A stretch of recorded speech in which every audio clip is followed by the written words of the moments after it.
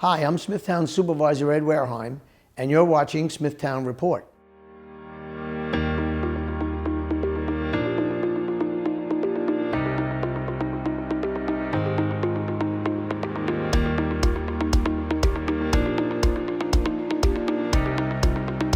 Each year, the town of Smithtown Department of Environment and Waterways coordinates with the harbor masters, and we do an inventory of Porpoise Channel, the main channel in Stony Brook Harbor, and look for areas that have been silting in. Stony Brook Harbor is used for navigation, and during storms and tide causes erosion in the channel to get silted up. We then notify the Suffolk County Department of Public Works that those areas need attention. Suffolk County Department of Public Works periodically dredges Stony Brook Harbor and also the Nessequa River. Approximately every 4 to 5 years, they do a project that opens up the channels to navigation and maintenance of those channels.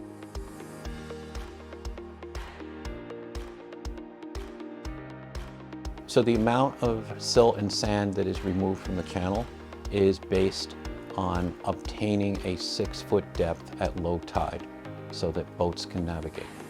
So the amount taken in each area is different depending on how much is silted in over the years. This project that was just completed removed 40,000 cubic yards of sand. That sand was placed on the beach to nourish the beach to replace sand that had eroded over the years. Suffolk County funds the project through the Department of Public Works. They hire a contractor to do the dredging work. There's no cost to the town for this work. About every 5 years, the county has enough spots that they need to dredge. They come in and do the work. The county has to obtain all the necessary permits from the New York State Department of Environmental Conservation, the Army Corps, and the town of Smithtown to perform the dredging. So there's a considerable amount of paperwork that needs to be done prior to the start of the work. The work itself takes about 2 months. They started in early December and just completed the project at the end of January. The dredging is done in the wintertime so that there's minimal amount of environmental impact. During the summer and springtime, fish are in the harbor, fish are reproducing. There's a lot of activity in the harbor of the sea life and the marine and biological life there. So in the wintertime is a much quieter time and there's less impacts. Also, in the wintertime, less people are using the beach where the nourishment is going on, and there are less recreational boaters out there to have conflicts with the dredging equipment. As far as our boating public is concerned, there are many benefits to dredging the harbor for them. The first being that it can be extremely shallow after shoaling occurs, and for bigger boats to get out at low tide, there has to be some sort of depth under them. So we do dredging to make sure the channel is deep enough so any boat can pass through there. A shoal is basically an underwater sandbar. You can't always see it at low tide. The most dangerous ones cannot be seen at low tide, however, they may be only 2 feet under the water.